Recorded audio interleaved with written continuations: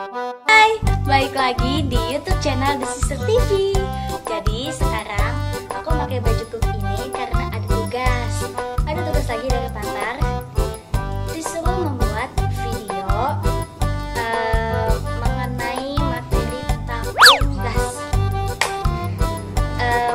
Karena masih berhubung ini hari libur dan juga masih ada virus corona, jadi kita semua harus stay di rumah, mengerjakan tugas di rumah juga. Oke, jadi aku mau ngejelasin unggas itu apa, manfaatnya apa, dan sebagainya. Jadi yang pertama itu, unggas itu berasal dari bahasa Inggris atau poultry. Poultry yaitu jenis hewan ternak yang dikelompokkan atau sudah termasuk ke dalam jenis burung. Nah, dari ordo Galliformes yaitu ada ayam dan kalkun, sedangkan Anseriformes yaitu ada bebek, dan juga ada jenis burung seperti merpati dan juga puyuh. Nah, kenapa aku memilih ayam di sini? Karena ayam adalah jenis unggas yang umum dan mudah ditemukan di belahan dunia manapun. Pengertian ayam. Ayam adalah jenis unggas yang sudah dikenal di belahan dunia manapun. Nah, ayam ini telah dikonsumsi dan dipelihara atau diternak sudah sejak ribuan tahun yang lalu. Hingga abad ke-19 masih dipelihara untuk tujuan diambil dagingnya dan telurnya. Dan karena semakin memperbaiki gizi dan juga banyak orang yang bekerja di luar rumah, hingga muncullah warung, restoran, ataupun kafe yang menjual makanannya dengan menu favorit adalah ayam. Nah, karena favoritnya adalah ayam, maka meningkat dah tuh permintaan di pasaran, sehingga peternakan ayam ini menjadi cikal bakal dari peternakan ayam atau ternak yang untuk bisnis. Jadi kayak karena banyak yang kerja di luar, terus adanya restoran, kafe yang menu favoritnya itu adalah ayam, sehingga peternakan ayam dan permintaan di pasaran tuh semakin meningkat. Nah, oleh karena itu disitulah muncul cikal bakal untuk proses bisnis keuntungan. Secara umum, kita mengenal jenis-jenis ayam itu ada ayam broiler, ayam kampung, dan juga ayam kampung organik. Nah, aku akan ngejelasin kalau perbedaan ayam broiler dengan ayam kampung itu apa, dan juga pengertian dari ayam kampung organik. Nah, pada ayam kampung biasa dengan broiler itu mempunyai kandungan nutrisi seperti kalori dan protein yang tidak jauh berbeda, sama-sama sangat baik untuk tubuh kita.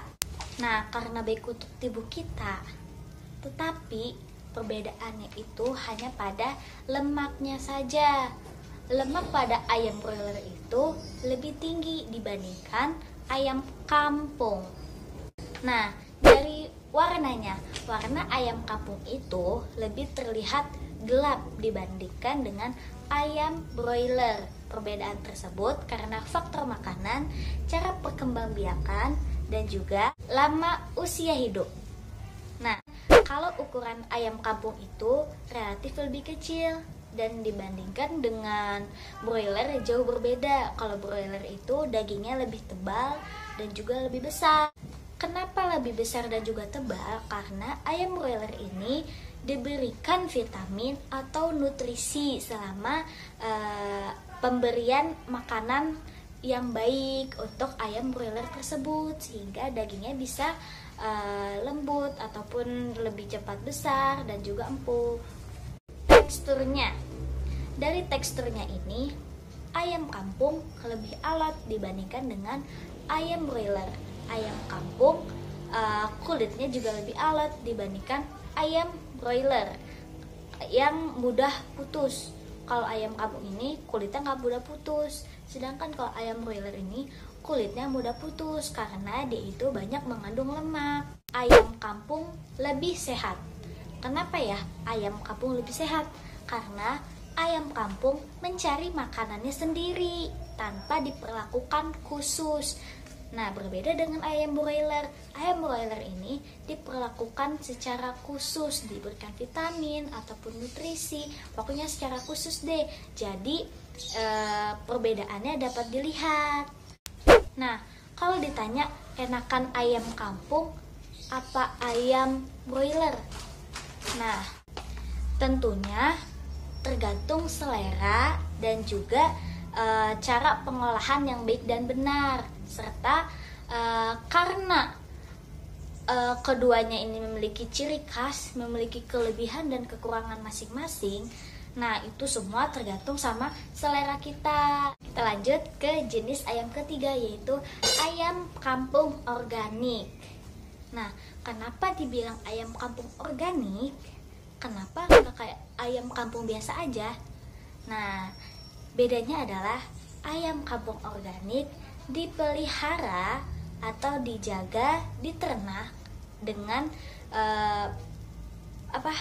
organik. Pokoknya semuanya organik tanpa campur tangan bahan kimia, mulai dari ditetaskan hingga sudah besar itu tanpa bahan kimia. Makanya tidak terdeteksi pestisida atau zat-zat berbahaya yang terkandung dalam tubuh ayam tersebut. Nah, kelebihan dari ayam kampung ini seratnya lebih halus dibandingkan dengan ayam broiler dan juga ayam kampung biasa. Nah, ayam kampung organik ini juga lebih sehat dan juga proteinnya lebih tinggi dibandingkan ayam broiler dengan ayam kampung biasa. Ayam kampung organik ini memiliki protein 70%, sedangkan ayam kampung 30%. Nah, dari lemaknya ayam kampung organik ini juga rendah, yaitu sekitar 9%. Itu adalah penjelasan dari ayam kampung, ayam broiler, dan juga ayam kampung organik. Lalu ayam atau unggas yang biasa kita makan itu seperti ayam kampung, ayam broiler, ayam kampung organik, itik, dan juga ayam kuli. Manfaat ayam itu sangat banyak sekali bagi tubuh kita dan kesehatan manusia. Manfaat ayam itu apa aja sih bagi tubuh kita? Nah, manfaat ayam bagi tubuh kita itu sangat banyak karena ayam ini memiliki sumber protein yang berkualitas tinggi, berserat, dan juga mempunyai vitamin B kompleks serta sumber lemak yang baik dan juga asam amino esensial serta memiliki sumber mineral yang sangat lengkap. Manfaatnya juga membantu mengontrol kadar kolesterol serta tekanan darah dan mengurangi resiko dari penyakit kanker. Nah, dalam manfaat ayam ini juga terdapat beberapa vitamin seperti vitamin B, D, A, kalium, natrium elektrolit, dan juga fosfor yang sangat baik untuk tubuh kita, terutama untuk remaja. Struktur komponen dan karkas ayam. Setelah kita mengetahui manfaat ayam dan juga kandungan pada 100 gram ayam, sekarang ini saya akan menjelaskan tentang struktur komponen dan karkas ayam. Apa sih karkas ayam itu? Karkas ayam adalah potongan bagian ayam. Tujuan dari karkas ini adalah membuat potongan yang tepat dan sesuai dengan masakan serta mengurangi serpihan daging. Karkas merupakan bagian tubuh ayam sehat yang telah disembelih secara halal, dikuliti dan dikeluarkan jeroan, dipisahkan kepala dan kaki dan ekor serta lemak berlebih. Karkas ayam diperoleh dari ayam yang mengalami serangkaian proses pemotongan ayam. Karkas ayam diperdagangkan ada beberapa macam, yaitu ada dressed, yaitu bagian potongan ayam tanpa darah dan bulu. Yang kedua ada eviscerated atau bagian tubuh ayam tanpa darah dan bulu dan seluruhnya atau seluruh badannya, atau biasa disebut dengan karkas kosong. Nah, akhir-akhir ini lagi banyaknya atau maraknya ayam-ayam sehat namun palsu. Apakah itu? Nah, ayam yang sehat, ayam yang kelihatan sehat tapi aslinya palsu itu biasa disebut sebagai ayam tiren, ayam suntik air, ayam formalin. Nah, itu nanti akan aku jelaskan nanti. Nah, sekarang aku bakalan ngasih tahu ayam apa sih yang baik, ayam pemilihan ayam di pasar ataupun di supermarket yang kita lihat itu udah baik atau belum bagi tubuh kita. Nah, ciri-cirinya ayam yang baik itu adalah karkas masih utuh dan bersih dari kotoran. Yang kedua, warna daging putih dan agak mengkilat sedikit. Terus belum mengalami perubahan warna. Dan kedua, pahanya itu simetris. Nah, selain simetris, saat ayam yang ditekan itu sedikit kenyal ya, pokoknya kayak kenyal-kenyal alami. Terus dadanya penuh daging, tulang dada juga tidak menonjol, tidak terlalu menonjol. Terus punggung rata dan lurus, tidak berwarna biru. Biasanya kalau misalkan kita ketemu sama yang berwarna biru atau keungu-unguan itu jangan dibeli, oke? Karena itu berarti bukan ayam yang sehat dan baik. Nah, abis itu ada kedua sayap tidak kelihatan pembuluh darah, kayak nggak kelihatan garis pembuluh darahnya.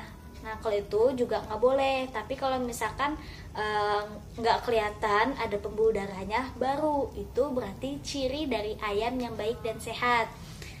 Nah, terus badan dalam karkasnya itu berwarna putih dan baunya itu bau alami, bukan bau-bau yang aneh. Jadi itu baru ciri dari ayam sehat.